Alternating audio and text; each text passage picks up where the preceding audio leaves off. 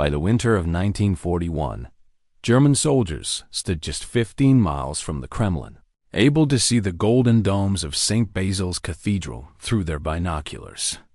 They had conquered France in 6 weeks, driven the British from the continent, and now held dominion over territories stretching from the Atlantic to the gates of Moscow, from Norway to North Africa. Yet within 3 years, the Third Reich would collapse entirely. The distance between absolute triumph and total catastrophe was measured not in years, but in miles, hours, and decisions that turned on impossibly thin margins. Before we go deeper into how these decisions changed the course of World War II forever, make sure to subscribe for more history that actually happened. The story of how close Nazi Germany came to conquering Europe begins not with tanks or aircraft, but with a fundamental miscalculation about the nature of modern war itself. In 1939, as Adolf Hitler prepared to unleash his military machine upon Poland, the German High Command operated under a doctrine developed through bitter experience in the trenches of the First World War. The Wehrmacht's strategic vision centered on Bejegungskrieg mobile warfare, but this concept was born from desperation as much as innovation. Germany's generals remembered the static horror of the Western Front, where millions died for yards of mud. They knew that Germany lacked the industrial capacity to sustain another protracted struggle. The nation possessed neither the oil reserves of the Soviet Union nor the industrial output of the United States. Every German war plan therefore contained an implicit deadline: achieve victory quickly or face inevitable defeat through attrition. The panzer divisions that would become synonymous with German military prowess in 1940 were, in many respects, an improvisation built upon existing weaknesses. When World War II began, the Wehrmacht fielded approximately 3,200 tanks across 10 panzer divisions. This sounds impressive until one examines the composition of this force. More than half consisted of Panzer I and Panzer II light tanks vehicles that were never intended for frontline combat. The Panzer I, weighing just 5.4 tons and armed with nothing more than two 7.92 mm machine guns, had been designed as a training vehicle. The Panzer II, slightly larger at 8.9 tons with a 20 mm cannon, served primarily in reconnaissance roles. These machines could barely penetrate the armor of French or British medium tanks. The backbone of Germany's panzer force consisted of approximately 1,500 Panzer III and Panzer IV medium tanks. The Panzer III, equipped with a 37 mm gun later upgraded to 50 mm, weighed 22 tons and could reach speeds of 25 miles per hour on roads. The Panzer IV, intended as an infantry support weapon, carried a short-barreled 75 mm gun effective against fortifications, but inadequate for anti-tank warfare. German tankers heading into France in 1940 knew they were outgunned. French B-1 bis heavy tanks mounted 60 mm of frontal armor that German 37 mm guns could not penetrate at combat ranges. British Matilda, the 2nd Infantry tanks, similarly shrugged off most German anti-tank weapons. Yet Germany possessed one overwhelming advantage that would prove decisive: a revolutionary operational doctrine that their opponents had failed to understand or counter. The concept that would become known as Blitzkrieg Lightning War represented not merely the concentrated use of tanks, but a complete reimagining of how armies moved and fought. The key lay in combining armor, motorized infantry, artillery, and close air support into a single, fast-moving formation that could penetrate enemy lines, bypass strongpoints, and drive deep into rear areas to sever communications, supply lines, and command structures. Heinz Guderian, the Wehrmacht's foremost tank commander, had spent the 1930s studying the writings of British military theorists like J.F.C. Fuller and B.H. Littlehart, who had ironically developed theories of mechanized warfare that Britain itself largely ignored. Guderian synthesized these ideas with Germany's desperate need for quick victories. His panzers would not engage in set-piece battles or systematic advances. Instead, they would punch through weak points, then race forward at maximum speed, leaving infantry to mop up bypassed positions. The Luftwaffe would serve as flying artillery, using Junkers Ru-87 Stuka dive bombers to destroy enemy strongpoints directly in the path of advancing armor. The plan that would bring France to its knees in 6 weeks almost didn't happen. The original German invasion plan, Fallgelb, Case Yellow, called for a modified version of the Schlieffen Plan used in World War I, a massive right-wing thrust through Belgium and the Netherlands to wheel into northern France. Every Allied military analyst expected this. The French had positioned their best divisions and the entire British Expeditionary Force in the north to counter precisely this attack. Then, General Lieutenant Erich von Manstein proposed something audacious to the point of madness. His plan, which became known as Sichelschnitt, the sickle cut, suggested that the main German armored thrust should come not through the obvious route in Belgium, but through the Ardennes forest.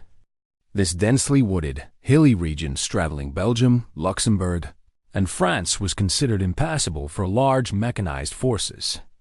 French military doctrine held that tanks could not traverse the Ardennes in strength, and that even if they did, it would take weeks.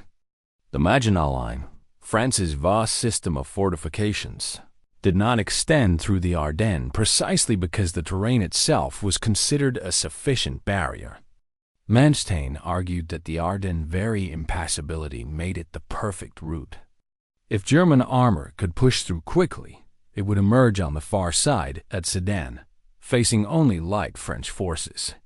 From there, the panzers could drive west to the English Channel, cutting off all Allied armies in Belgium and northern France. Hitler embraced the Manstein Plan in February 1940. On May 10, 1940, the Wehrmacht launched Fallgelb with 141 divisions, nearly 3 million men supported by 2,445 aircraft and 2,439 tanks. The operation began exactly as Allied commanders expected. German forces poured into the Netherlands and Belgium. French and British armies rushed north to meet them. Then came the hammer blow. 3 panzer corps, commanded by Heinz Guderian, Georg Hans Reinhardt, and Hermann Hoth, entered the Ardennes with 1,200 tanks and 41,000 vehicles. The columns stretched for hundreds of miles. French reconnaissance aircraft spotted them, but Allied intelligence refused to believe the reports. Surely this was a feint. The main attack must still be coming through Belgium.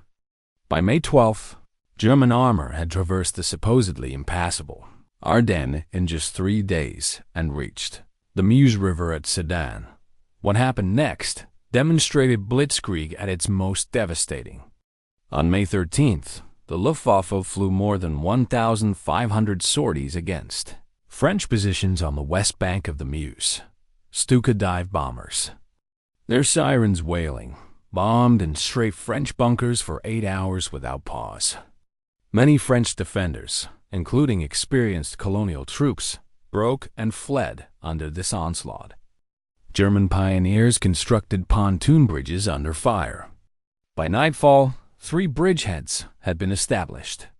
Guderian's 19th Panzer Corps began crossing immediately. French doctrine called for immediate counterattacks to seal any breach. Throughout May 14th and 15th, French armored and infantry units launched piecemeal assaults against the German bridgeheads. Each attack came in too little strength, too poorly coordinated.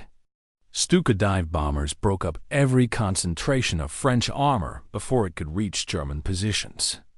By May 16th, Guderian's panzers had broken through completely and were racing west toward the Channel coast, traveling up to 40 miles per day. German motorcycle reconnaissance units ranged even farther ahead, spreading panic and confusion. French commanders lost contact with entire divisions. The speed of the German advance made traditional military responses impossible. By the time Allied headquarters identified a German position and ordered forces to attack it, the panzers had already moved 50 miles farther west. German tank crews, pushing themselves and their machines to the limit, advanced through day and night. Panzer commanders at the front often had better information about the overall strategic situation than French generals in rear headquarters. The Allies had more tanks than Germany. The Allies had more men. But they were paralyzed by an enemy that moved too fast for their command structure to process. On May 20th, just 10 days after the invasion began, German armor reached the English Channel at Abbeville. The sickle cut had worked beyond anyone's expectations. All Allied forces in Belgium and northern France, the best French divisions and the entire 400,000-man British Expeditionary Force had been cut off. The campaign should have ended in a decisive German victory then and there. But on May 24th, something inexplicable happened. The panzers, now approaching Dunkirk, where the encircled Allied armies were retreating, suddenly stopped. Adolf Hitler, against the recommendations of his tank commanders, ordered the armored divisions to halt. This order, the Haltbefehl, would become one of the war's most debated decisions. Some historians argue Hitler feared his tanks would bog down in the marshy terrain around Dunkirk. Others suggest Hermann Göring, commander of the Luftwaffe, convinced Hitler that air power alone could destroy the trapped British forces, thereby winning glory for the Air Force. Still others contend Hitler genuinely believed that Britain might negotiate peace if Germany did not humiliate its army completely. Whatever the reason, the pause lasted 3 crucial days. The British used every hour. Operation Dynamo, the evacuation from Dunkirk, began on May 26th, over 9 days, from May 26th to June 4th, 1940. A fleet of 861 vessels, Royal Navy destroyers, civilian fishing boats, pleasure yachts, ferries, anything that could float, crossed the English Channel and rescued 338,226 Allied troops from the beaches at Dunkirk. The Luftwaffe bombed relentlessly, sinking 243 ships and killing approximately 3,500 British soldiers. But the evacuation succeeded. The British Expeditionary Force left behind all its heavy equipment, 600 tanks, 2,000 artillery pieces, 76,000 tons of ammunition, but the men survived to fight again. France, however, did not. After Dunkirk, Germany turned south. Fall Rot Case Red began on June 5th with German forces attacking the remaining French armies. The French fought with desperate courage, but they had already lost their best divisions in the north. On June 10th, Italy declared war on France, attacking from the southeast. On June 14th, German soldiers marched through Paris. The French government fled to Bordeaux. On June 22, 1940, in the same railway car where Germany had signed the armistice ending World War I, French representatives signed documents surrendering France. The Battle of France had lasted 6 weeks. French casualties totaled 360,000 killed, wounded, or captured. British losses exceeded 68,000. German casualties were comparatively light, 27,000 killed, 111,000 wounded. Germany now controlled France, Belgium, the Netherlands, Luxembourg, Denmark, Norway, and had alliances with Italy, Hungary, Romania, and Slovakia. Nazi Germany dominated continental Europe from the Atlantic Ocean to Poland. Only Britain remained undefeated. Adolf Hitler stood at the apex of his power. The Wehrmacht had accomplished what Imperial Germany failed to achieve in 4 years of World War I, the conquest of France. German newsreels showed jubilant soldiers touring Paris, posing in front of the Eiffel Tower. In Berlin, Hitler was treated as a military genius. The officer corps, which had doubted him, now acknowledged his strategic vision. Every gamble had paid off. The remilitarization of the Rhineland in 1936, the Anschluss with Austria in 1938, the annexation of Czechoslovakia, the invasion of Poland, and now the victory in France. Each step had succeeded beyond expectations. Hitler genuinely believed he could convince Britain to make peace. Germany did not want to destroy the British Empire.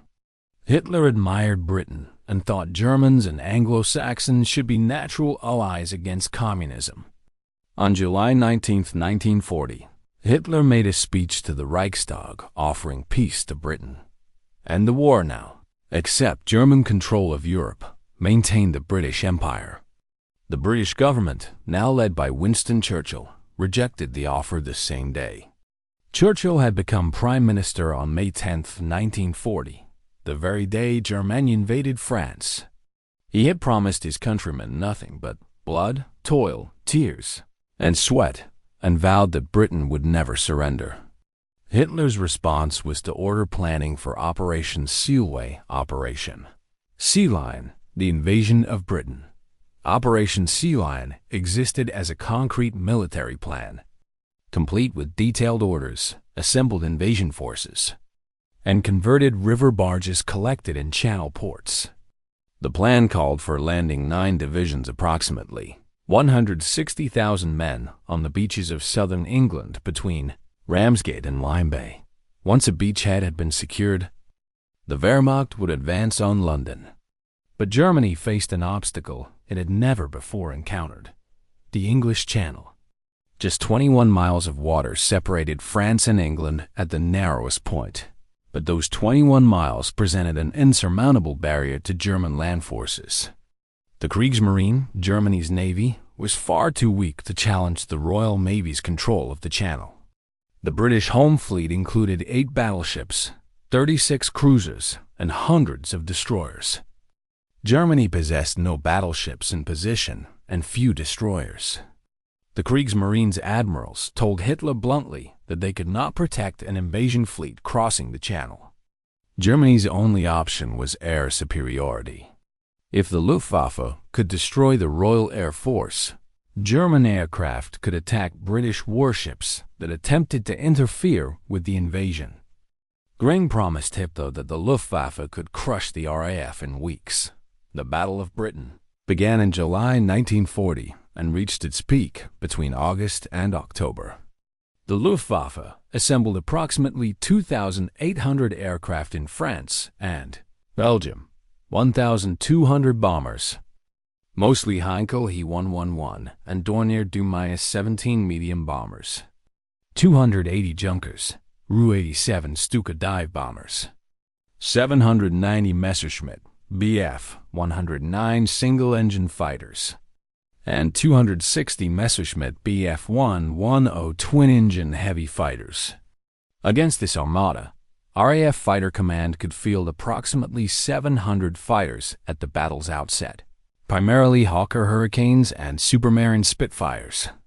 The numbers favored Germany, but geography and technology worked in Britain's favor. German bombers had to fly across the Channel to reach targets in England, meaning British fighters could intercept them over home territory. Downed RAF pilots who survived could return to duty immediately. Downed German pilots became prisoners of war. More crucially, Britain possessed radar. The chain-home radar system, consisting of tall steel towers along the English coast, could detect German aircraft the moment they took off from French airfields, giving Fighter Command precious minutes to scramble interceptors and position them for optimal attack. The Luftwaffe's campaign unfolded in phases. Initially, German aircraft attacked British shipping in the Channel and bombed coastal targets to lure RAF fighters into battles of attrition. Then, beginning in mid-August, the Luftwaffe shifted to attacking RAF airfields and radar stations. August 15, 1940, called Eagle Day, saw the heaviest fighting. The Luftwaffe flew more than 2,000 sorties and lost 75 aircraft. RAF Fighter Command flew 974 sorties and lost 34 aircraft. Despite suffering greater losses, Germany could afford them better, or so it seemed. But the equation was more complex than mere numbers suggested. The Luftwaffe was losing bombers faster than German factories could replace them. Moreover, the Bf-109 fighters escorting the bombers operated at the extreme edge of their range over England. Each Bf-109 carried enough fuel for only 30 minutes over England before it had to turn back to France. German pilots joked grimly that their fuel gauges had 3 settings: full, half full, and return to base immediately. This meant bombers often flew the last and most dangerous portion of their mission without fighter escort, exposing them to devastating attacks by RAF Hurricanes and SPITFIRES. By early September 1940, the RAF was in genuine crisis. Fighter Command had lost 466 fighters and 231 pilots killed or too badly wounded to return to duty. Aircraft factories were producing new planes, but training new pilots took months. More critically, German bombers had damaged or destroyed numerous RAF airfields in southern England. Some fighter stations could barely operate. If Germany had continued attacking RAF infrastructure for another few weeks, Fighter Command might have been forced to withdraw to northern England, ceding control of the skies over the invasion beaches to the Luftwaffe. Then Adolf Hitler made what many historians consider his second critical error after Dunkirk. On September 7, 1940, in retaliation for an RAF bombing raid on Berlin, Hitler ordered the Luftwaffe to stop attacking airfields and instead bomb London. That night, 348 German bombers attacked London's docks and East End, killing 436 civilians and starting a firestorm visible 100 miles away. The Blitz, the sustained bombing campaign against London and other British cities, continued through May 1941. German bombers killed more than 43,000 British civilians and destroyed over 1 million homes. But the attacks on London gave RAF Fighter Command the breathing space it desperately needed. While the Luftwaffe bombed cities, British airfields recovered. New fighters rolled off production lines. Fresh pilots, though still green, replaced the dead. The RAF survived. On September 15, 1940, the Luftwaffe launched 2 massive daylight raids on London with nearly 400 bombers. RAF Fighter Command intercepted them in force. In sprawling dogfights visible from the ground, RAF fighters shot down 56 German aircraft, losing 29 themselves. The exact numbers remain disputed, but the psychological impact was clear. The Luftwaffe had not achieved air superiority. On September 17th, Hitler postponed Operation Sea Lion indefinitely. The landing craft assembled in Channel ports dispersed. Germany would not invade Britain. The Battle of Britain officially ended on October 31, 1940. In total, the Luftwaffe had lost 1,887 aircraft, including 650 Bf-109 fighters and 223 Bf-110 heavy fighters. The RAF lost 1,547 aircraft, of which 1,023 came from Fighter Command.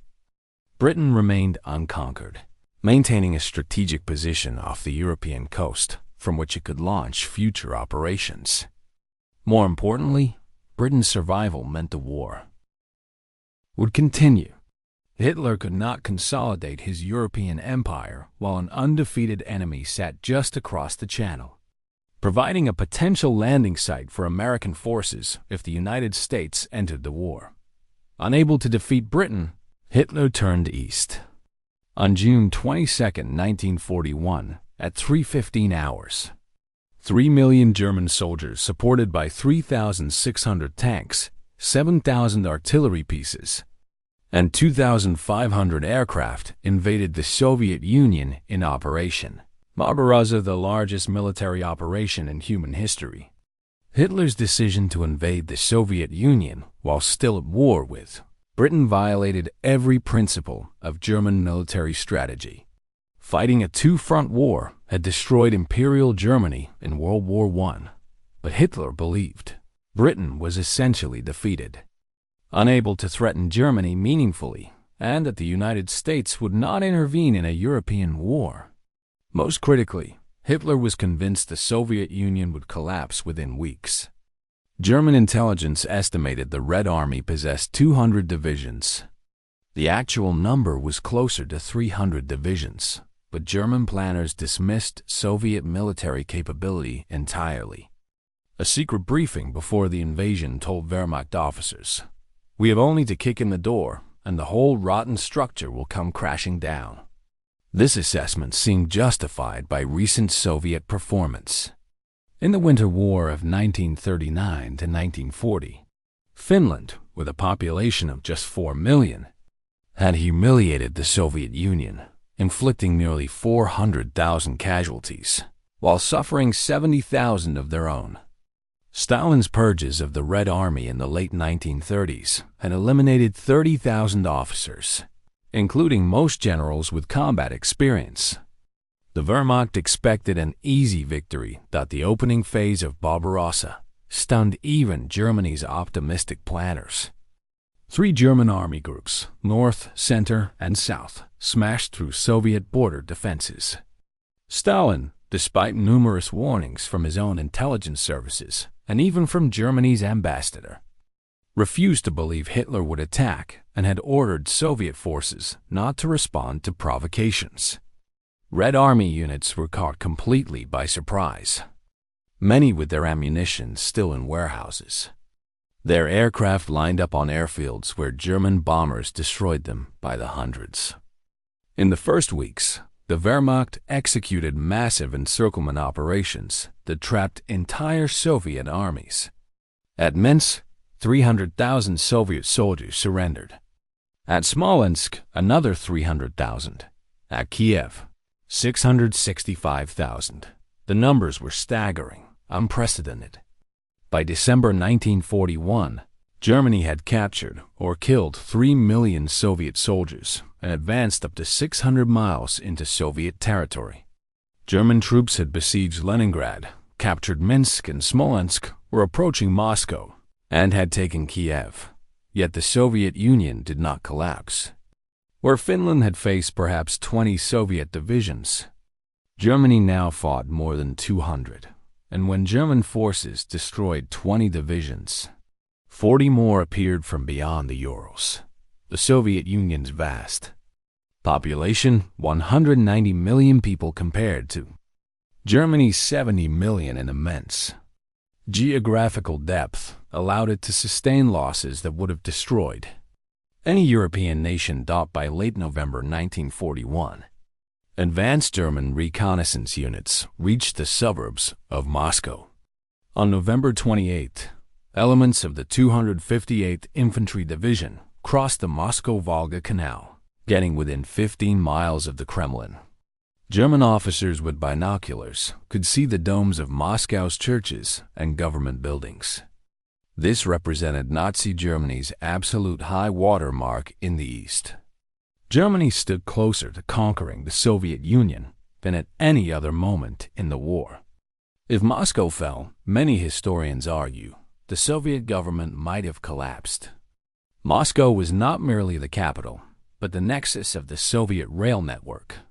Capturing it would have severed north-south communications and prevented the movement of troops and supplies across the front. But Germany could advance no farther. The Wehrmacht had suffered 750,000 casualties since June 22nd, nearly 25% of the invasion force. Replacement troops and equipment could not reach the front quickly enough. Supply lines stretched back across hundreds of miles of primitive roads that autumn rains had turned to impassable mud. The Rasputitsa, the season of mud, immobilized German vehicles. Trucks sank to their axles. Panzers churned themselves into the ground. Then the mud froze. Temperatures plummeted. By early December, thermometers registered minus 20 degrees Fahrenheit. On December 4th, the temperature near Moscow reached minus 31 degrees Fahrenheit. The next night it dropped to minus -36. German soldiers froze. The Wehrmacht had not issued winter uniforms because Hitler expected the campaign to end before winter. Soldiers stuffed newspapers into their tunics for insulation. Frostbite casualties exceeded combat losses in some units. Vehicle engines froze solid. The oil in tank transmissions congealed, making them immobile. Machine gun bolts froze in place. German forces approaching Moscow were exhausted, undersupplied, frozen, and at the end of supply lines that stretched back across vast distances of hostile territory. And then, on December 5, 1941, the Red Army counterattacked. Soviet General Georgy Zhukov had assembled fresh divisions from Siberia, 100,000 troops equipped and trained for winter warfare. Wearing quilted uniforms, felt boots, and using equipment that functioned in extreme cold. Soviet T-34 tanks, with their diesel engines and wide tracks, moved easily through snow that immobilized German panzers. The Soviet counteroffensive achieved complete tactical surprise.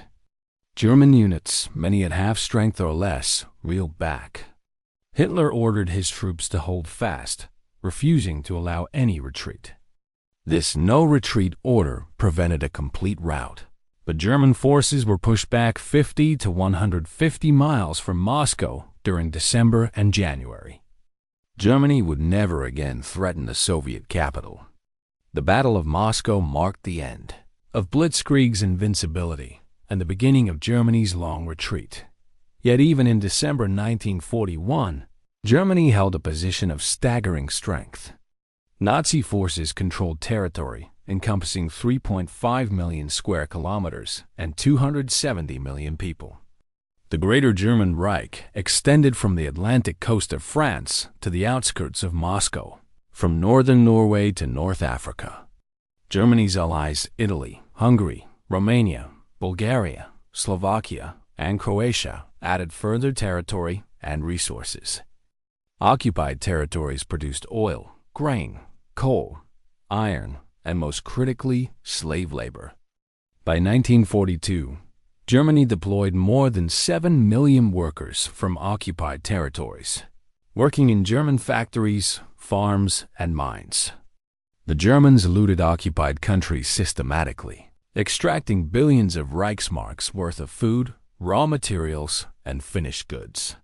France alone paid 400 million Reichsmarks per day in occupation costs. This system briefly seemed sustainable. In 1942, German armaments production increased dramatically. Factories produced 9,300 tanks, 15,400 aircraft, and millions of tons of ammunition. The Wehrmacht fielded 209 divisions on the Eastern Front alone. That summer, German forces renewed their offensive in the south, driving toward the Caucasus oil fields.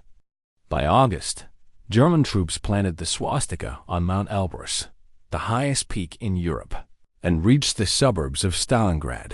But the facade of strength concealed fatal weaknesses. Germany's conquests brought not prosperity but growing strain. Occupying vast territories required hundreds of thousands of troops who could otherwise fight on the front lines. Partisan resistance in Yugoslavia, Greece, Poland, and the Soviet Union forced Germany to commit entire divisions to rear area security. Every trainload of supplies the Wehrmacht sent east required protection against sabotage. Germany's economy, even with the resources of occupied Europe, could not compete with the combined output of the Soviet Union, Britain, and the United States. In 1942, the Soviet Union alone produced 25,000 tanks, nearly 3 times German output. American factories, untouched by bombing and benefiting from vast raw material reserves, produced an additional 25,000 tanks that year. Britain added another 8,600. Germany's qualitative superiority in weapons design could not overcome the Allies' quantitative advantage. For every Panzer IV Germany built, the Allies produced 6 tanks. Germany built aircraft that were individually superior. The Focke-Wulf FW-190 fighter could outfly most Allied aircraft, but German factories produced 15,400 aircraft in 1942, while the Soviet Union built 25,400 and the United States 47,000. The Wehrmacht's fate was sealed at Stalingrad. The battle for this industrial city on the Volga River lasted from August 23, 1942 to February 2, 1943, and became the war's bloodiest single engagement. Hitler ordered the city captured because it bore Stalin's name and because controlling Stalingrad would cut the Volga River, a major supply route bringing oil from the Caucasus to central Russia. The German Sixth Army, commanded by General Friedrich Paulus, fought into the city street by street. Stalingrad became a nightmare of close-quarters combat. Soldiers fought room by room, floor by floor. Soviet defenders turned every building into a fortress. The average life expectancy of a Soviet soldier arriving in Stalingrad was 24 hours. German casualties mounted relentlessly. By November, the Sixth Army controlled 90% of the city but was exhausted. The Germans had focused everything on Stalingrad itself, leaving the flanks of their advance held by Romanian and Italian armies equipped with obsolete weapons and lacking anti-tank capabilities. On November 19, 1942, Soviet forces launched Operation Uranus, a massive double encirclement that smashed through the Romanian lines north and south of Stalingrad. Within 4 days, the Soviet pincers met at Kalik on the Don, encircling the entire Sixth Army, 290,000 German and Axis soldiers in a pocket measuring 30 miles by 25 miles. Hitler ordered Paulus to hold Stalingrad and promised that the Luftwaffe would supply the pocket by air. Hermann Göring assured Hitler that the Luftwaffe could fly in 500 tons of supplies daily. The Sixth Army required at least 700 tons per day to survive. In reality, the Luftwaffe never managed to deliver more than 120 tons daily. Soviet anti-aircraft fire and fighters destroyed German transport aircraft as fast as they appeared. Inside the pocket, conditions deteriorated rapidly. Temperatures dropped to minus 20 degrees Fahrenheit. Soldiers received 1/3 rations. Horses were slaughtered for food. Then the men ate the horses' feed. Thousands froze to death. Thousands more died of starvation and disease. An attempted relief operation by Field Marshal Erich von Manstein's army group Don got within 35 miles of the pocket in mid-December before Soviet counterattacks forced it back. Hitler refused to allow the Sixth Army to break out, insisting it hold Stalingrad. On January 8, 1943, the Soviets offered surrender terms. Hitler ordered Paulus to fight to the last man. The Sixth Army fought on for 3 more weeks. On January 30th, Hitler promoted Paulus to Field Marshal, a cynical gesture since no German Field Marshal had ever surrendered. Hitler expected Paulus to commit suicide. On January 31st, Paulus surrendered anyway. On February 2nd, the last German resistance in Stalingrad ended. Of the 290,000 German soldiers encircled, 91,000 went into Soviet captivity. Fewer than 6,000 would survive to return to Germany after the war. The Battle of Stalingrad cost the Wehrmacht and its allies approximately 850,000 casualties, killed, wounded, captured, or missing. Soviet casualties exceeded 1 million. But the Soviet Union could replace its losses. Germany could not. After Stalingrad, the strategic initiative passed permanently to the Allies. In North Africa, British and American forces trapped and destroyed the Africa Corps in Tunisia in May 1943. In July 1943, the Allies invaded Sicily, then mainland Italy. Italy surrendered in September, forcing Germany to occupy northern Italy and divert troops from the Eastern Front. On the Eastern Front itself, the Soviets launched relentless offensives that ground down German strength in a war of attrition Germany could not win. At Kursk in July 1943, Germany launched its last major offensive in the East, Operation Citadel, throwing 780,000 men, 2,700 tanks, and 2,000 aircraft against prepared Soviet defenses. The Soviets had known the offensive was coming. Soviet intelligence services had penetrated German high command and had prepared defensive lines with anti-tank ditches, minefields, and dug-in tanks in depth. The Battle of Kursk became the largest tank battle in history. After 2 weeks of fighting, Germany had lost 760 tanks and suffered 54,000 casualties while gaining at most 25 miles of territory. Hitler called off the offensive.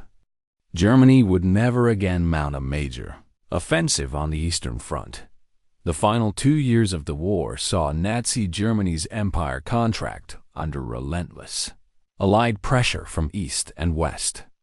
On June 6, 1944, American, British, and Canadian forces landed in Normandy, opening a true second front in Western Europe. By August, Paris was liberated. By September, Allied armies had reached Germany's western border. In the east, the Red Army destroyed German Army Group Center in Operation Bagration, June-August 1944, inflicting 450,000 casualties and liberating Belarus. Soviet forces entered Poland, Romania, and the Balkans. By January 1945, the Red Army stood on the Oder River, just 40 miles from Berlin. Germany's last gasp came in December 1944 with the Ardennes offensive, the Battle of the Bulge, where German forces achieved complete surprise and drove a 60-mile bulge into American lines. But Germany lacked the fuel and reserves to exploit the initial success. Within a month, American forces had eliminated the bulge and resumed their advance. On April 16, 1945, the Red Army launched its final assault on Berlin. Hitler committed suicide in his bunker on April 30. Germany surrendered unconditionally on May 8, 1945. How close did Nazi Germany come to conquering Europe? The question admits no simple answer because it requires defining what conquering Europe meant. If conquest meant occupying territory, Germany achieved that between 1940 and 1942, controlling more of Europe than any power since Napoleon. If it meant defeating all enemies, Germany failed because it never defeated Britain, never drove the Soviet Union from the war, and ultimately faced the United States. If it meant establishing a sustainable empire, Germany never came close because its racial ideology and brutal occupation policies guaranteed endless resistance. But certain moments stand out as genuine turning points where different decisions might have yielded different outcomes, though not necessarily German victory. The halt order at Dunkirk in May 1940 allowed 338,000 Allied troops to escape capture. Had these men been captured or killed, Britain would have lost its only trained field army. Would Britain have surrendered? Almost certainly not, given Churchill's resolve, but Britain would have been far more vulnerable to invasion. If Operation Sea Lion had been launched, could Germany have successfully invaded England? Most military historians say no. The Royal Navy's overwhelming superiority meant German landing forces would have been destroyed at sea or stranded without supplies once they landed. But a failed invasion attempt might have cost Germany the Kriegsmarine's remaining strength and large numbers of irreplaceable paratroopers and elite infantry.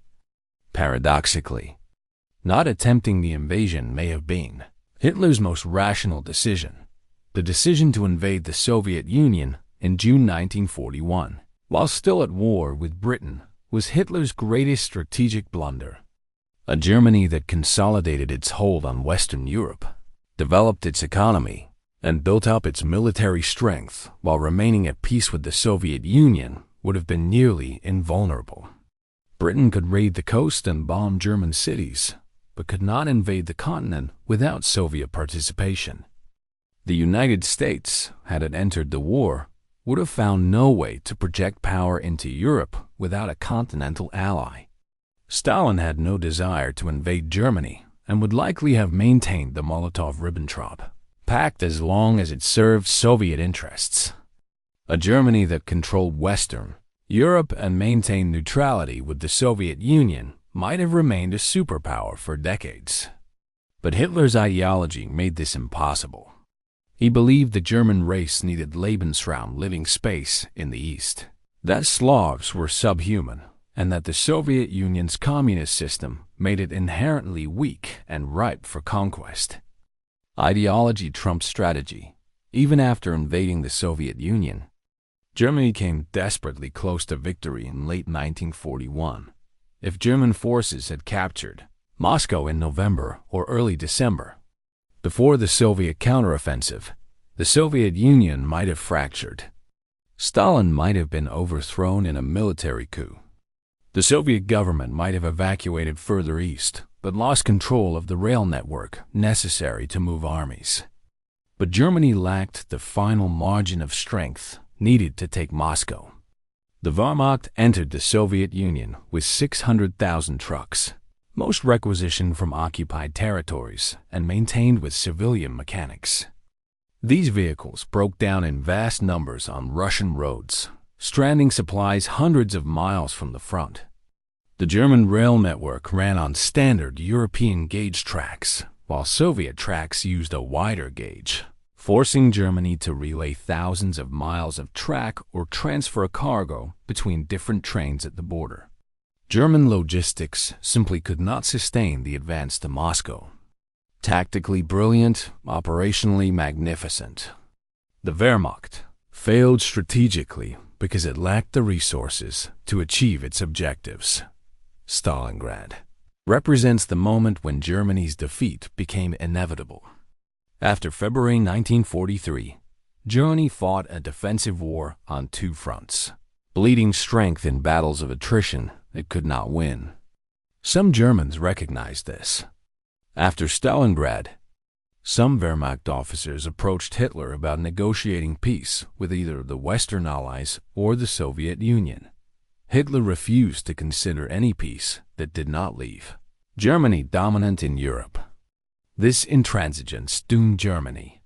If Germany had withdrawn to defensible positions in 1943 and offered peace to the West on the basis of evacuating Western Europe while maintaining control of Poland and the Eastern territories, Britain and America might conceivably have accepted to prevent Soviet domination of the continent. But this required abandoning Hitler's racist ideology, his territorial ambitions, and his entire worldview. It required Hitler not to be Hitler. Therefore, it was impossible that the legacy of Nazi Germany's near conquest of Europe shaped the post-war world in profound ways. The war demonstrated that totalitarian regimes could achieve initial success through surprise, ruthlessness, and innovative military doctrine, but could not sustain prolonged conflicts against coalitions with greater resources. It proved that ideology, when taken to its extreme, becomes a strategic liability. Germany's racist policies, particularly the Holocaust, the murder of 6 million Jews and millions of others deemed inferior, diverted resources from the war effort, guaranteed that occupied populations would resist, and ensured that no peace was possible short of unconditional surrender. The war showed that economic capacity ultimately determines military outcomes. The Soviet Union's ability to relocate entire industries beyond the Urals, beyond German reach, and continue production despite losing territory, containing 63% of its pro-war coal output and 71% of its iron production.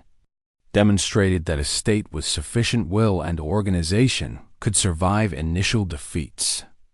American industrial mobilization, turning automobile factories into tank arsenals and shipyards into production lines that built a Liberty ship every 24 hours, showed that a wealthy, industrially advanced democracy could outproduce any totalitarian state.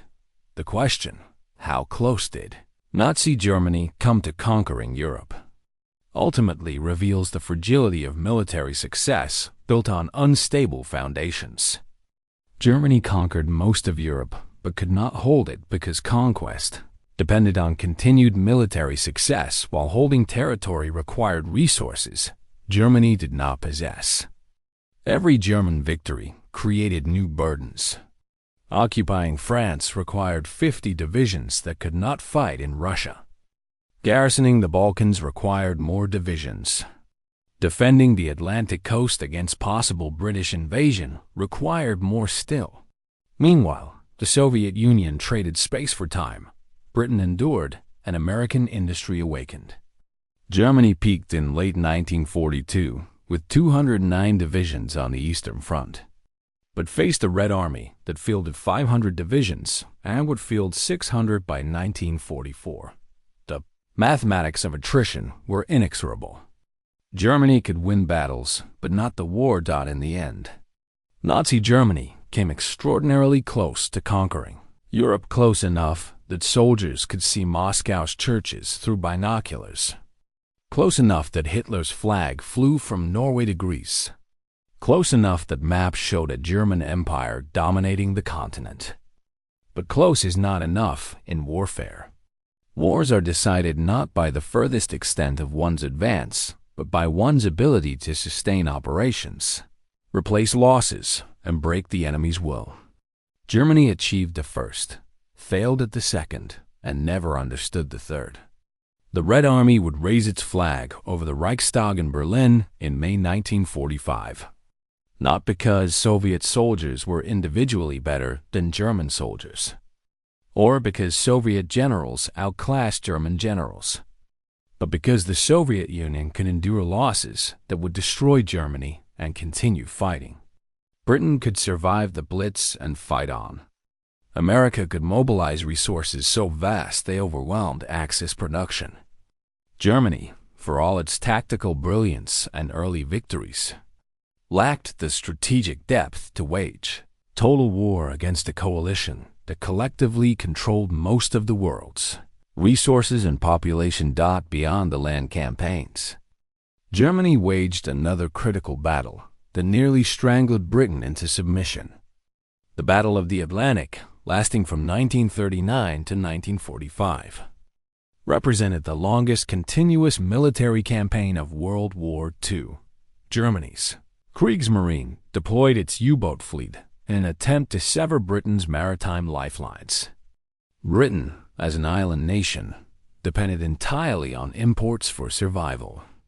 The nation imported 70% of its food, nearly all its petroleum, and vast quantities of raw materials necessary for war production. If Germany could sink merchant ships faster than Britain could replace them, the United Kingdom would starve and its war economy would collapse. In 1940, Germany possessed only 57 operational U-boats, far fewer than the 300 Admiral Karl Dönitz calculated he needed to win the Atlantic campaign. But what Germany lacked in numbers, it compensated for with tactics and technology. Dönitz developed a Ruddle tactic, Wolfpack tactics, in which groups of 8 to 20 U-boats would gather around Allied convoys, strike en masse at night while surfaced, and overwhelm the escorts through sheer numbers. These tactics proved devastatingly effective. In 1940, U-boats sank 3.6 million tons of Allied shipping. In 1941, they sank 4.3 million tons. Individual U-boat commanders became legends. Gunther Prien penetrated the Royal Navy's main anchorage at Scapa Flow in October 1939 and sank the battleship HMS Royal Oak. Otto Kretschmer sank 44 ships, totaling 266,629 tons before his capture in March 1941. The period from July 1940 to the end of 1941 became known as the first happy time among U-boat crews. When Allied convoy escorts were weak and losses mounted catastrophically, U-boats operated with near impunity, surfacing at night to chase down convoys whose positions German intelligence often knew from intercepted radio transmissions. The mathematics looked increasingly favorable to Germany. Britain's shipyards could build approximately 1.1 million tons of merchant shipping per year. American shipyards, still ramping up production before December 1941, added more, but not enough. If Germany could consistently sink more tonnage than the Allies could build, Britain's collapse was simply a matter of time. The crisis deepened in early 1942 after the United States entered the war. German U-boats moved to American coastal waters, where they found unprepared targets. American cities refused to implement blackouts, silhouetting merchantmen against the lit coastline. Ships sailed independently rather than in protected convoys. From January to August 1942, U-boats sank 397 ships totaling 2.2 million tons in American waters alone. This period, called the Second Happy Time by German submariners, saw U-boat crews achieve their highest success rates of the war. But 1943 brought dramatic reversals. Allied technological innovations turned the tide. Improved radar allowed escort vessels and aircraft to detect surfaced U-boats at night, negating the Wolfpack's primary advantage. The British deployment of centimetric radar in February 1943, which operated on a wavelength German U-boats could not detect, proved particularly devastating. Long-range aircraft, including American B-24 Liberators converted to maritime patrol, closed the air gap in mid-Atlantic where previously no aircraft could reach. These planes, equipped with depth charges and radar, hunted U-boats relentlessly.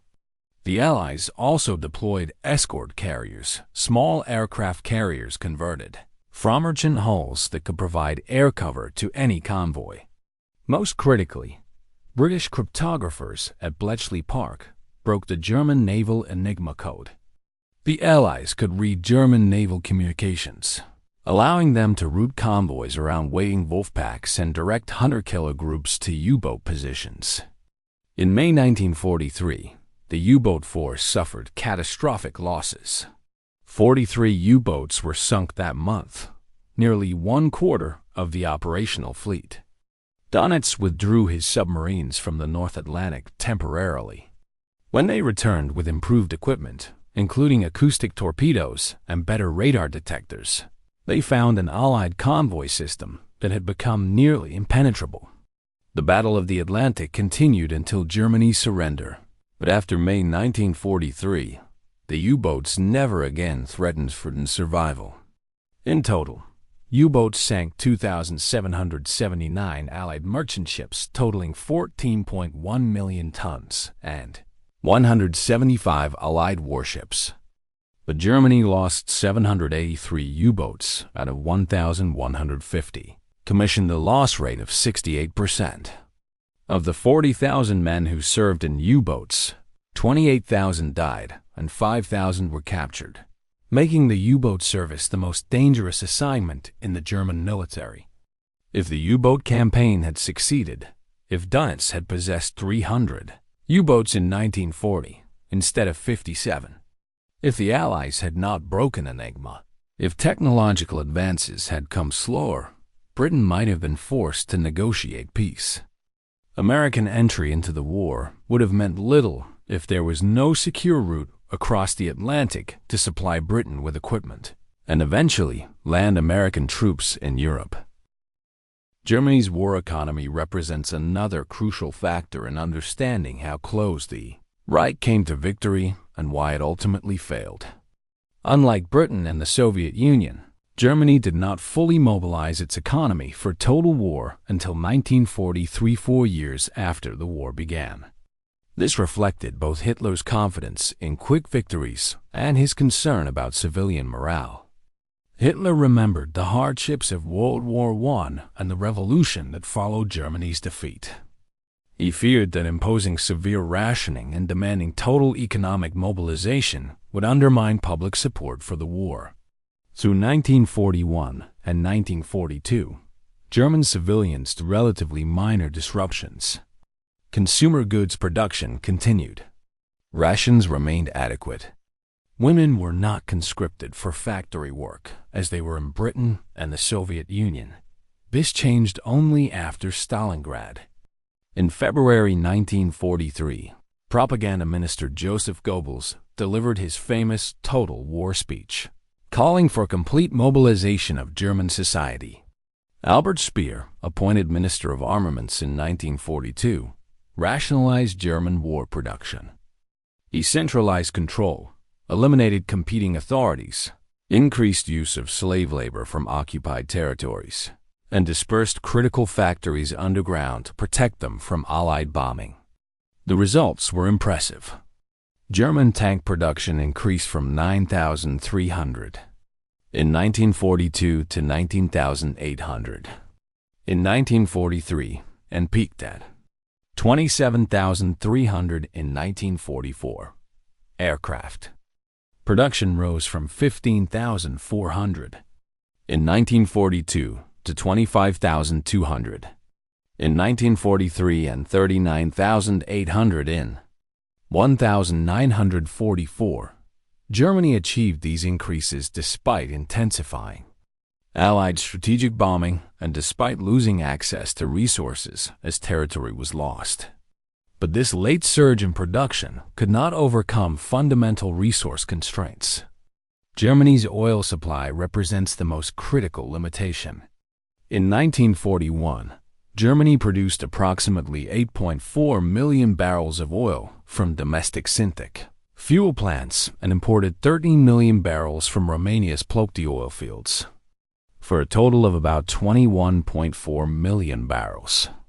This sounds substantial until compared to the Soviet Union's production of 40 million barrels per year, Britain's access to Middle Eastern oil, and American production exceeding 1.4 billion barrels per year. Germany operated a modern mechanized military on a fuel supply that could barely sustain it. The Wehrmacht's fuel shortage was chronic and acute. Panzer divisions sat immobile for lack of fuel. The Luftwaffe drastically reduced training flights to conserve aviation fuel, with disastrous effects on pilot quality. The Kriegsmarine surface fleet spent most of the war in port because there was insufficient fuel oil for operations. Germany's synthetic fuel production required enormous quantities of coal. The 14 major hydrogenation plants consumed 30% of German electricity output. When Allied bombers began systematically targeting these plants in May 1944, German oil production collapsed. By September 1944, output had fallen to just 5% of pre-bombing levels. The October 1944 Soviet capture of Romania's Ploiești oil fields eliminated Germany's largest source of natural petroleum. By late 1944, panzer divisions possessed tanks but could not move them. The Luftwaffe had aircraft but insufficient fuel to fly training missions, resulting in inexperienced pilots being thrown into combat where they were quickly shot down by veteran Allied airmen. Germany's strategic situation by 1944 was mathematically unsolvable. The Reich faced enemies on three fronts: the Soviets advancing from the east, Anglo-American forces advancing from Italy, and after June 1944, France, and the relentless strategic bombing campaign that destroyed German cities and industrial capacity. The closest Nazi Germany came to conquering Europe was in the autumn of 1941, with the Wehrmacht at Moscow's gates and Britain isolated. But even then, Soviet factories beyond the Urals were producing tanks. America's neutrality was ending after Pearl Harbor, and Germany's logistical system was collapsing under the strain of supplying armies 1,500 miles from their bases. The high water mark of German conquest was also the moment when the tide began to turn. Victory was never truly within reach because the resources required to achieve it exceeded what Germany possessed. Hitler had built a military machine capable of winning short wars through surprise and superior tactics. He then committed it to a long war of attrition against enemies with superior resources. The outcome, though it took 4 more years of terrible fighting to determine, was never truly in doubt after December 1941.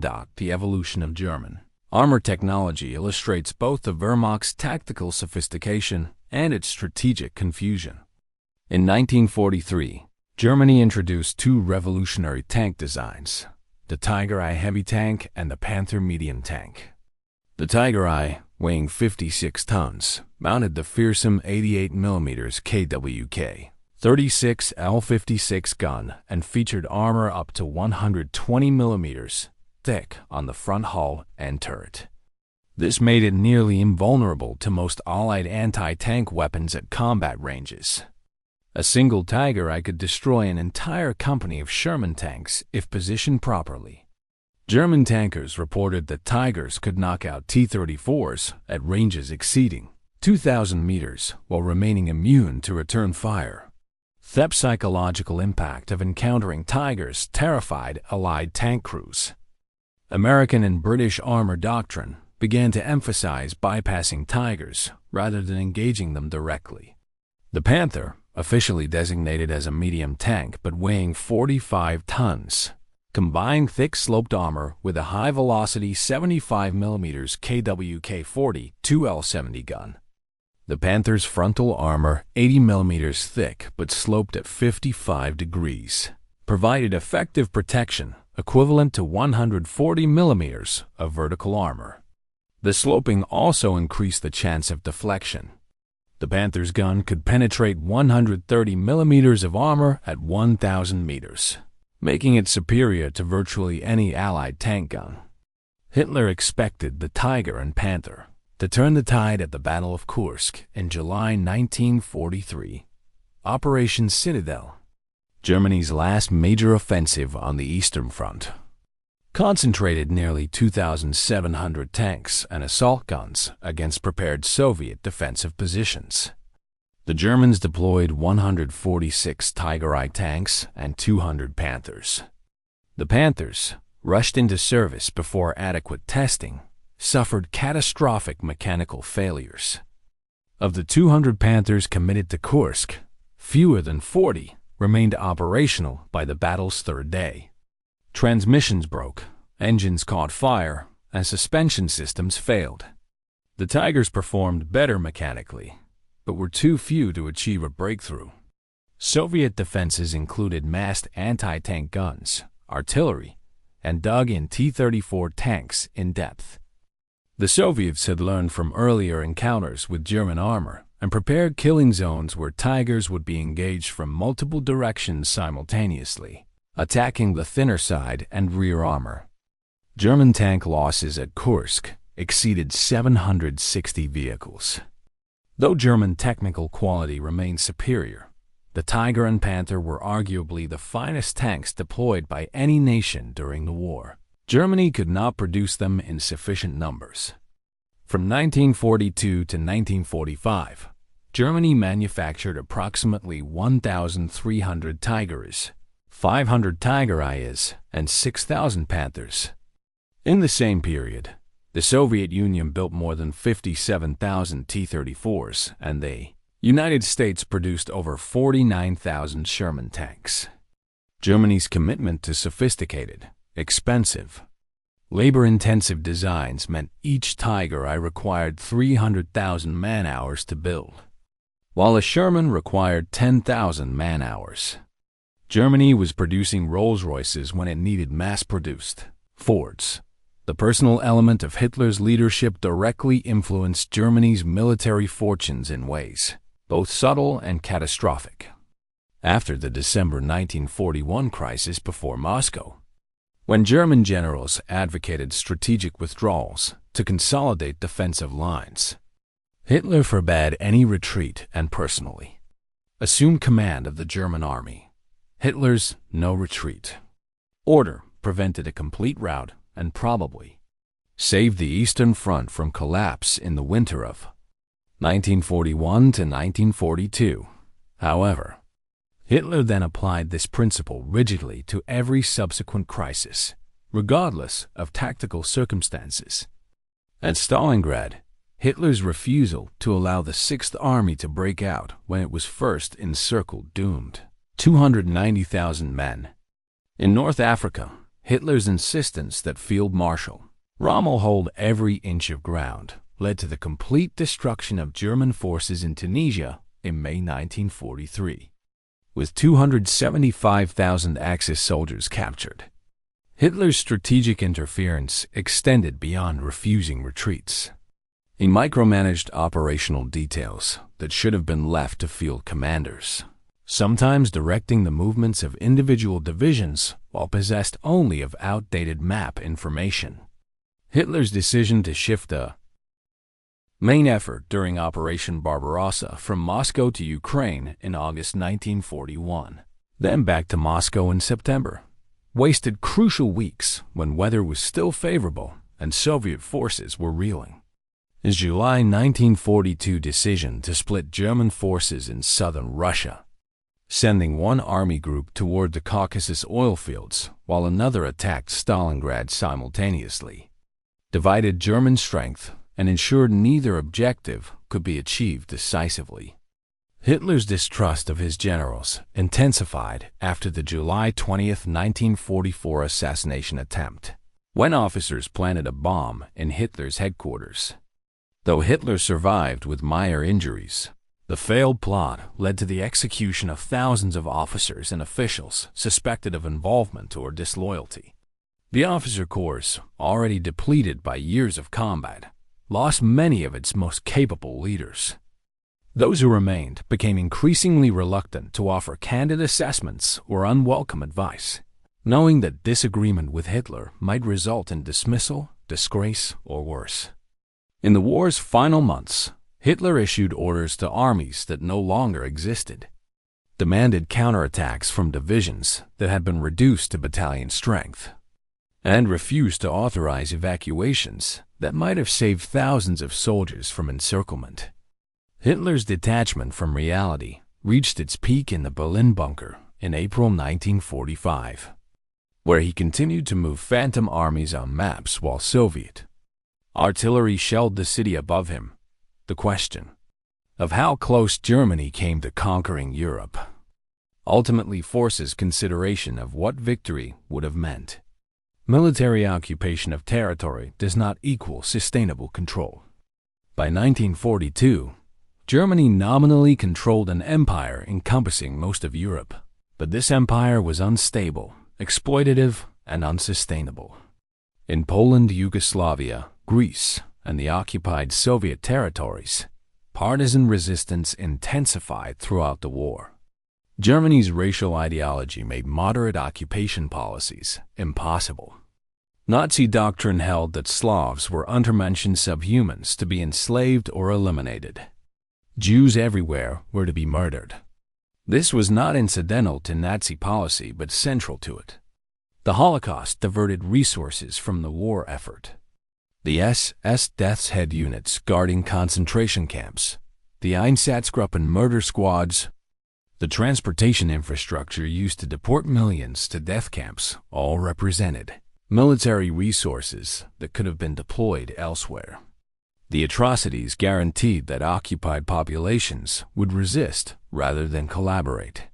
Some populations initially greeted German forces as liberators from Soviet rule, particularly in Ukraine and the Baltic states.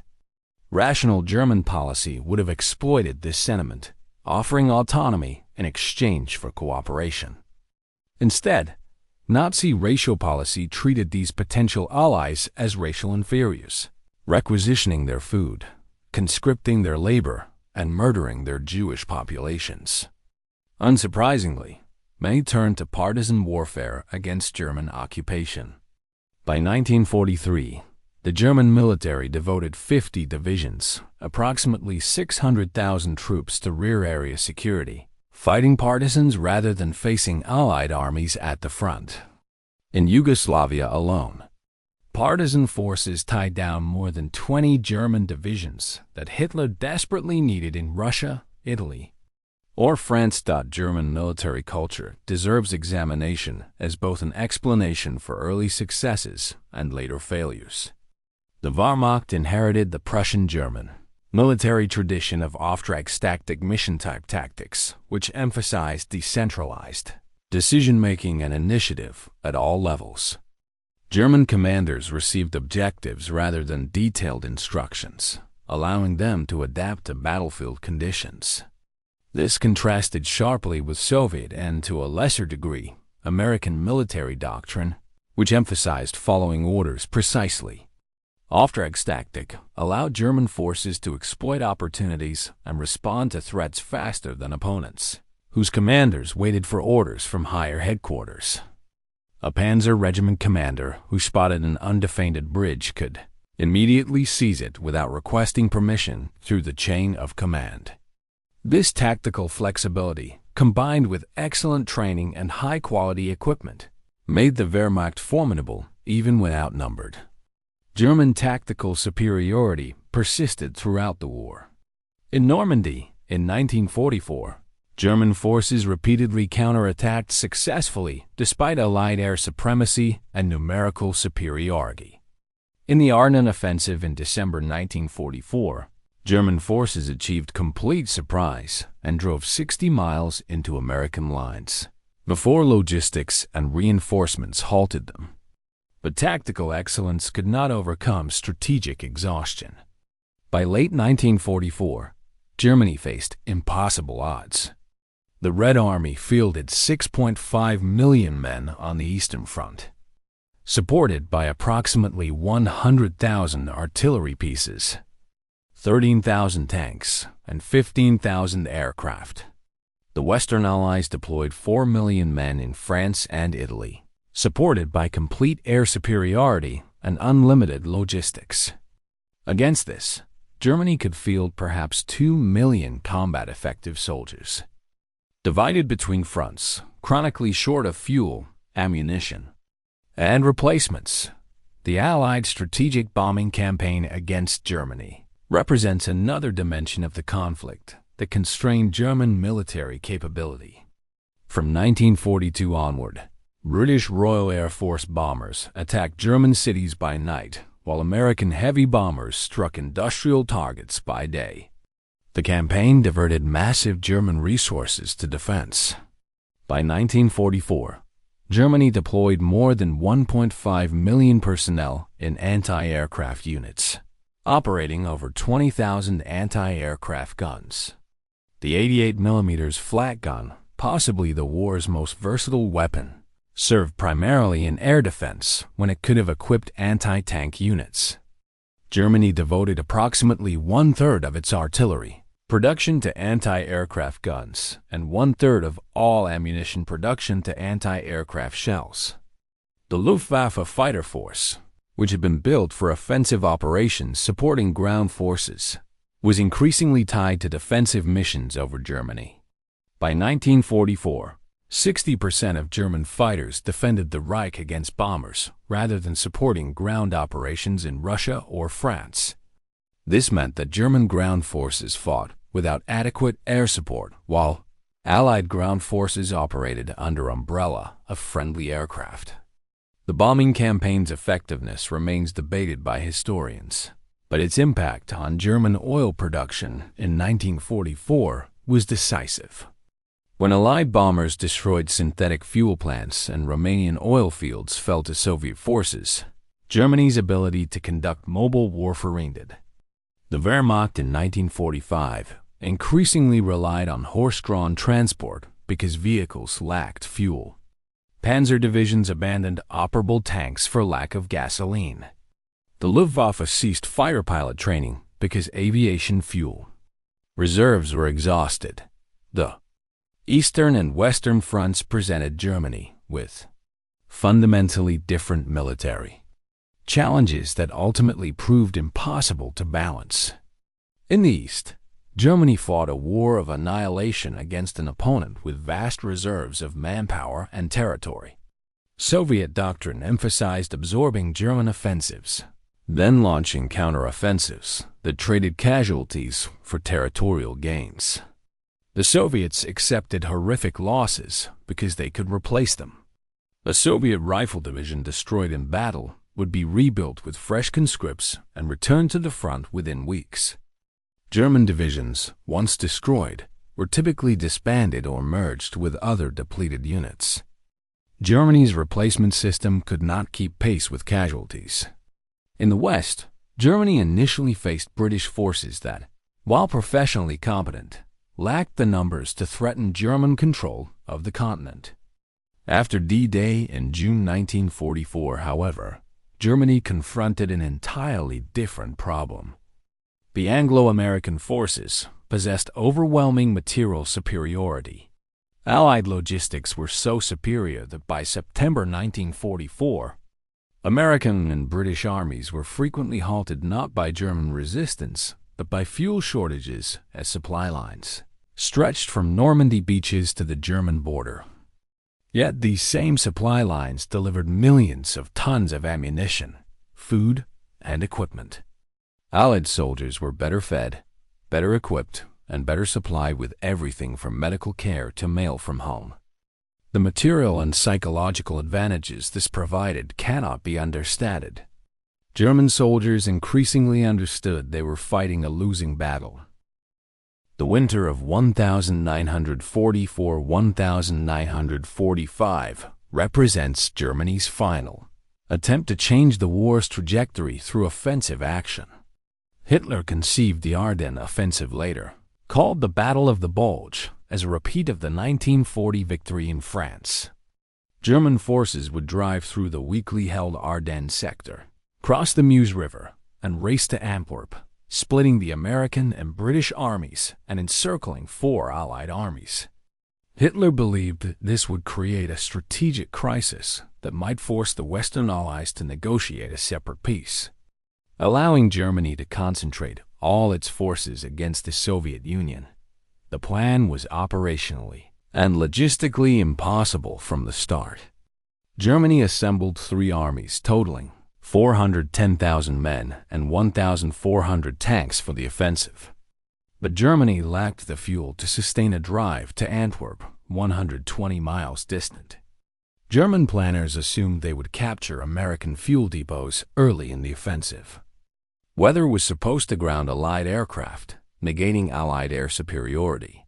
Secrecy would ensure complete surprise.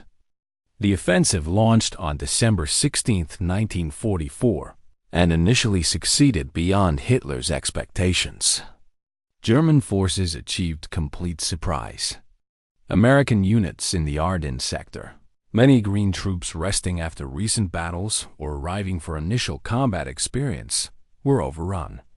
German panzer spearheads drove deep into American positions, creating a 60-mile bulge in Allied lines. But the plan unraveled within days.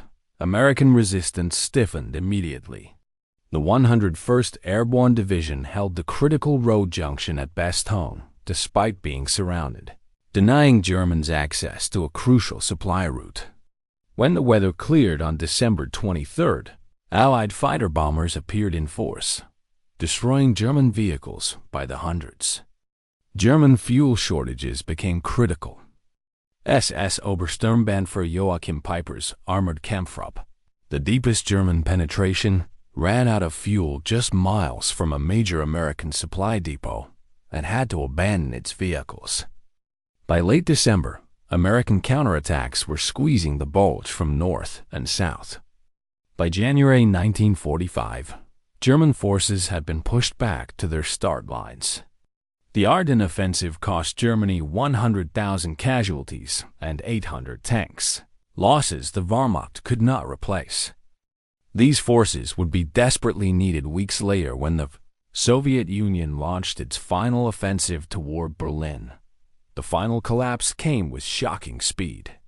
Soviet forces launched the Vistula-Oder offensive on January 12, 1945.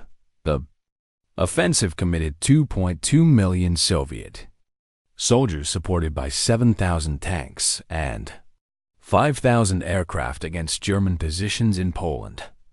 Within 3 weeks, Soviet forces had advanced 300 miles and reached the Oder River, just 40 miles from Berlin. The scale of this advance faster than the German Blitzkrieg of 1940 reflected both Soviet operational improvement and complete German exhaustion. Army Group A, defending Poland, had been stripped of reserves to support the Ardennes offensive. When Soviet forces attacked, German units disintegrated.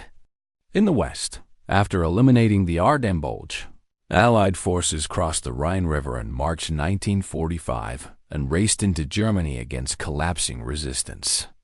The Western Allies deliberately slowed their advance toward Berlin, having agreed at Yalta in February 1945 that Soviet forces would take the German capital. The Battle of Berlin, April 16 to May 2, 1945, pitted 2.5 million Soviet troops against approximately 750,000 German defenders, many of them hastily armed civilians, old men, and Hitler Youth children. The Soviets suffered 80,000 killed and 280,000 wounded taking Berlin. German casualties are estimated at 325,000 killed, wounded, or captured. On April 30, 1945, with Soviet forces fighting street by street toward the Reichstag, Adolf Hitler committed suicide in his bunker beneath the Reich Chancellery. On May 7th, Germany surrendered unconditionally. The war in Europe was over. Reflecting on how close Germany came to conquering Europe requires distinguishing between different levels of success. At the tactical level, German forces often demonstrated superiority throughout the war. German units frequently defeated larger Allied forces in individual engagements. At the operational level, German campaigns from 1939 to 1941 achieved stunning success, conquering Poland, Denmark, Norway, the Netherlands, Belgium, Luxembourg, France, Yugoslavia, and Greece, and driving deep into the Soviet Union. At the strategic level, however, Germany never possessed the resources to achieve its objectives. Hitler's Germany was a regional power that challenged a coalition of superpowers. The combined population of the Soviet Union, British Empire, and United States exceeded 500 million people compared to Germany's 70 million. The combined industrial output of Germany's enemies dwarfed German production in every category. Germany could achieve local superiority through concentration of forces and superior tactics, but could not sustain war against enemies who could replace their losses while Germany could not. The question becomes, was there ever a realistic path to German victory? If Germany had not invaded the Soviet Union in 1941 and instead consolidated control of Western Europe while remaining at peace with Stalin, could a German-dominated European order have endured? Possibly, though Britain would have continued fighting and America might eventually have entered the war. If Germany had focused entirely on defeating Britain in 1941 before turning east, committing more resources to U-boat construction and possibly attempting Operation Sea Lion, could Britain have been forced to terms?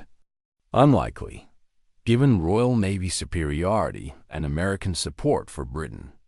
If Germany had not declared war on the United States after Pearl Harbor, leaving Japan to fight alone in the Pacific, could Germany have avoided a two-front war?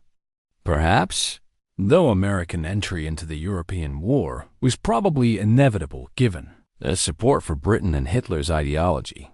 Ultimately, the strategic situation that Germany created for itself fighting the Soviet Union, the British Empire, and the United States simultaneously was unwinnable given the balance of resources. Germany's early victories were real but temporary. They depended on opponents being unprepared, divided, or caught by surprise. Once Germany's enemies recovered from initial shocks, mobilized their economies, and coordinated their strategies, German defeat became inevitable. The Reich's collapse was not foreordained in 1939 or even 1941, but by 1943, the outcome was merely a matter of time. How much time depended on how long Germany could sustain the fight. How many more cities would be destroyed? How many more millions would die? The answer, tragically, was 2 more years, dozens more cities, and millions more dead. Nazi Germany came extraordinarily close to conquering Europe in terms of territory occupied and nations defeated. But sustainable conquest, the ability to hold territory, extract resources, and maintain control indefinitely, was always beyond Germany's reach.